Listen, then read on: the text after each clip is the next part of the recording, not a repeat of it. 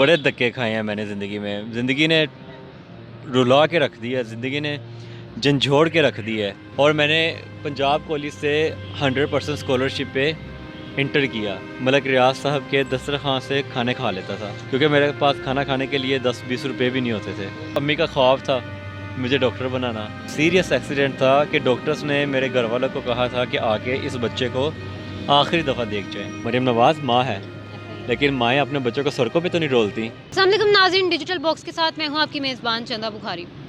नाज़रीन, मेरे साथ डॉक्टर नुमान मौजूद हैं, फिज़ियोथेरेपिस्ट है। 15 साल की इनकी स्ट्रगल है, लेकिन उसके बावजूद हम इन्हें सड़कों पे देख रहे हैं, ख्वार होते देख रहे हैं। क्या वजह है इसके पीछे, क्या स्टोरी है इसके पीछे, इन्हीं से जानते हैं। अस्सलाम वालेकुम। जी वालेकुम अस्सलाम। कैसे हैं आप? मैं ठीक हूँ, आप सुनाएं, आपका क्या हाल है?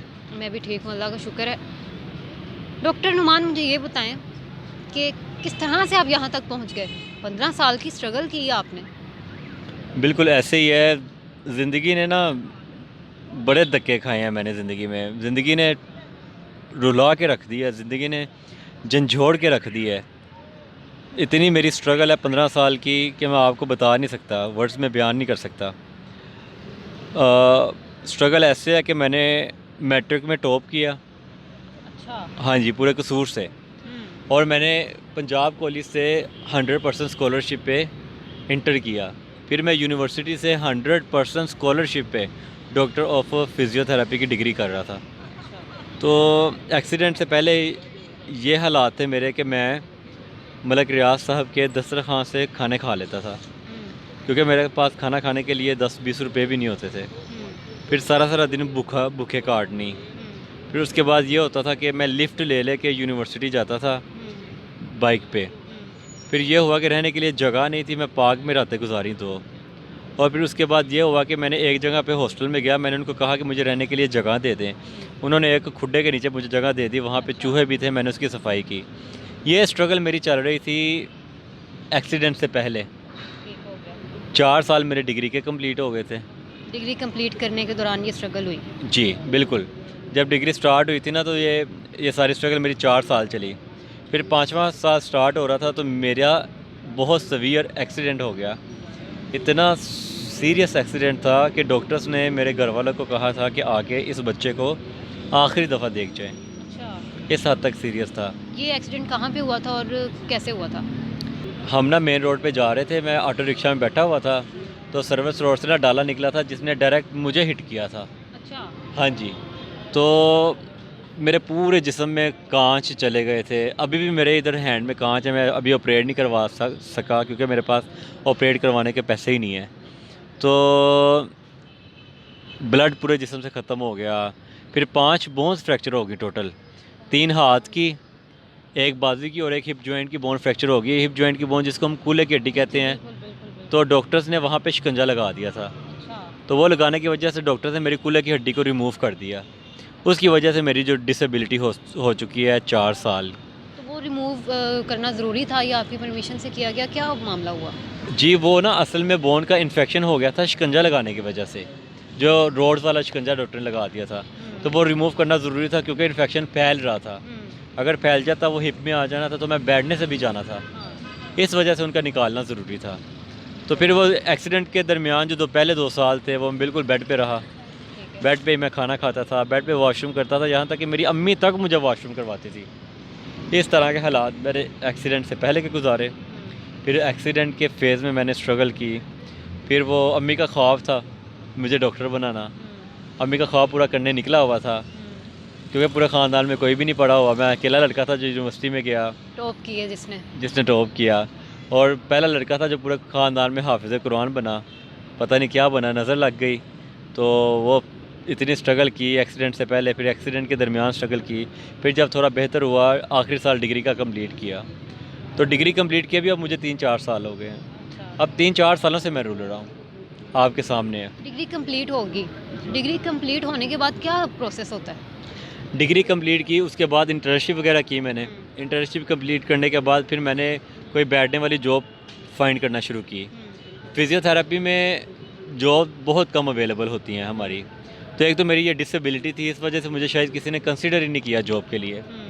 तो फिर जो मेरी अब स्ट्रगल है ना, वो मेरी स्ट्रगल ये है कि मैं अपना फ़िज़ियोथेरेपी का क्लिनिक बनाना चाहता हूँ असिस्टेंट को रख के, ठीक है। जिसमें मैं अपनी सुपरविजन करूँ, क्लिनिक को मैनेज मैं करूँ और वो असिस्टेंट एक्सरसाइजें करवाए।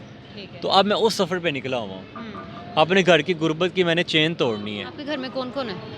हमारे घर में हम 5 भाई हैं, अम्मी अब्बू हैं और 2 भाइयों की शादी हुई हुई है। ठीक है। तो अब्बू घर में सब्ज़ी का काम करते हैं, बिल्कुल छोटी सी उनकी शॉप है।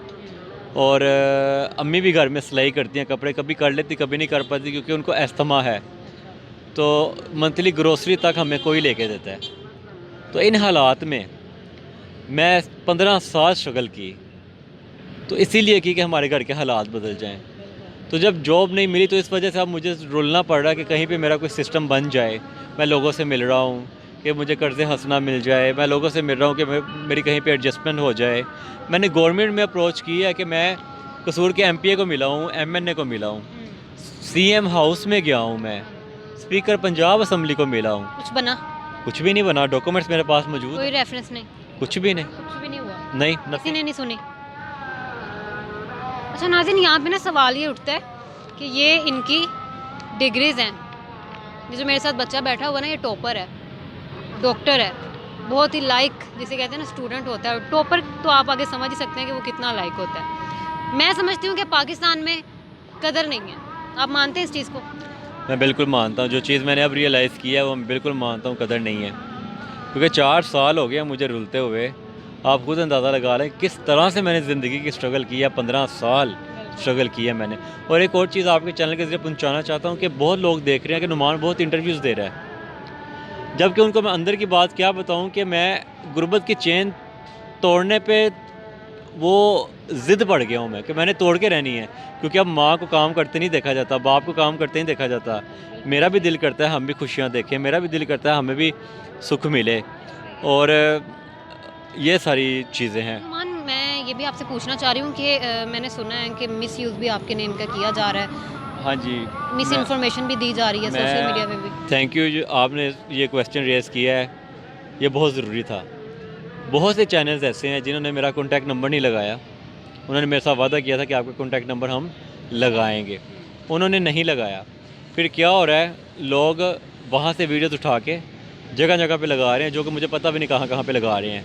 फिर कमेंट्स में लोग जैस के सीधी पैसा मांगते हैं, नंबर मांगते हैं, लोग अपने नंबर दे रहे हैं, लोग उनको पैसे भेजे जा रहे हैं नुमान समझ के। ये बहुत गलत तो बाद में मेरा नंबर कहीं ना कहीं उन तक पहुंच जाता है। फिर मुझे कॉल करके, वीडियो कॉल करके वेरीफाई करते हैं, फिर पछता रहे हैं। मैं क्या हुआ है, कहते हैं यार इस तरह से हमने ना नंबर मांगा था, किसी ने नंबर दिया, हमने पैसे भेज दिया, बाद में आपका नंबर गुजरा, असल बंदे तो आप हो। अच्छा, मैं यहाँ पे आपसे ना ये कहना चाहती हूँ कि हमारी जो वज़ीर आला पंजाब है मरियम नवाज़ जी, आपने उनके कई कारनामे देखे होंगे, वो बहुत ज़्यादा लोगों की हेल्प भी कर रही हैं, ये भी आपको पता होगा। स्पेशल मैसेज जो है वो आपने उनके लिए देना है, मरियम नवाज़ के लिए, जी कि वो बिल्कुल। क्या करें आपके लिए। देखिए अब तो मैं यही कहूँगा कि उनको मैसेज दे दे के थक गए हैं। इतना ज़्यादा हर चैनल ने आपको अप्रोच किया है कि सुन लें, लेकिन आप सुन ही नहीं रही। वो सारे कहते हैं कि ये माँ है, मरियम नवाज़ माँ है, लेकिन माएँ अपने बच्चों को सड़कों पे तो नहीं रोलती। क्या मैम रोलती हैं? क्या आपकी मेरी माँ हमें सड़कों पे रोलेगी? एक रोटी हो ना घर में तो माँ कहती है कि मैं भूखी रह लूँ, मेरे बच्चे खा लें। ऐसा ही है। तो वो माँ कहती हैं, तो उनका एक वो, अगर मुझे वो अपना बच्चा समझें तो वो इस तरह सड़कों पे रोलें। क्या करें आपके लिए? मैं अपनी स्टेबिलिटी लाइफ की चाहता हूँ। मेरी कोई गवर्नमेंट जॉब हो जाए कि मुझे परमानेंट एक रोज़गार मिल जाए, मुझे एक घर का एक टुकड़ा मिल जाए जहाँ मैं इज़्ज़त की ज़िंदगी गुजार सकूँ। छोटी सी कोई गाड़ी का सिस्टम अल्लाह ताला कर दे। लालच नहीं है, लेकिन अब मेरी कंडीशन ऐसी है कि मैं इसमें लोकल ट्रांसपोर्ट ये चीज़ें मेरे लिए बहुत मुश्किल है। तो इसलिए मैं अपनी लाइफ की स्टेबिलिटी चाहता हूँ। अगर जॉब नहीं तो मुझे फ़ंड्स प्रोवाइड करें, मैं अपना क्लिनिक बना लूँ। और इसके अलावा बहुत से लोग माशाल्लाह कहीं ना कहीं से मेरा नंबर ढूंढ के मुझ तक अप्रोच कर रहे हैं। मैं आप सबका दिलो जान से शुक्रिया अदा करता हूँ कि आप लोग मुझे इतना प्यार दे रहे हैं, इतनी मोहब्बतें बांट रहे हैं।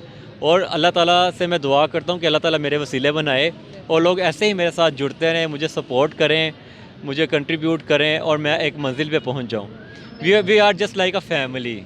हम सब ने मिल के मेरी खुशियों को सेलिब्रेट करना है इंशाअल्लाह ताला। बिल्कुल, इंशाल्लाह ऐसा ही है। नाज़रीन, मैं भी यहाँ पे स्पेशली मरीम नवाज़ को यही पैगाम देना चाहती हूँ कि इन्होंने जो बोला है ना, वो आपके लिए चुटकी बजाने का काम है, तो काइंडली इनकी हेल्प की जाए। बाकी कमेंट सेक्शन में आप लोगों ने अपनी राय का इज़हार ज़रूर करना है। आपसे मैं नेक्स्ट प्रोग्राम में मिलूँगी, तब तक के लिए अल्लाह हाफ़िज़।